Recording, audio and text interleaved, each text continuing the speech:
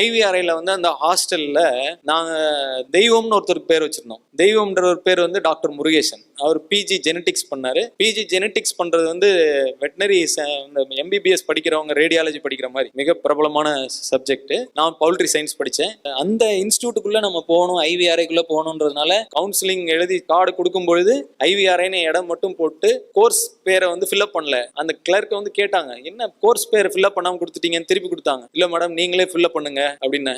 எப்படி நான் ஃபில்அப் பண்ணுவேன்? ஏன்னா எது இருக்கோ அந்த இடத்துல அது கொடுங்க. அப்படிதான் எனக்கு பவுல்ட்ரி சயின்ஸ் கிடைச்சது.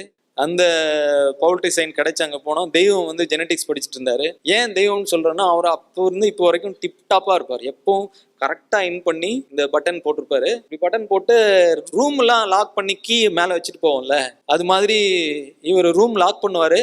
ஆனா கீ மேல வைக்க மாட்டாரு. ஏன்னா இங்க இருக்கிற இன் பண்ணது கலைஞ்சிரும். அப்படியே கரெக்டா இருக்கணும்ன்றதுனால கீ சைடில் தான் வச்சுட்டு போவாரு.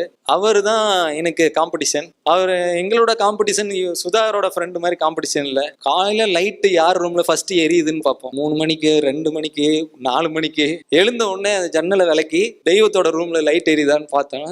எனக்கு முன்னாடி எழுந்துட்டாரு அப்படின்ட்டு. அவர் இப்போ தமிழ்நாடு டிஎன்பிஎஸ்சி பாஸ் பண்ணி பல இடங்கள்ல ஒர்க் பண்ணாரு. இப்போ டிஆர்ஓ ஆயிருப்பாருன்னு நினைக்கிறேன்.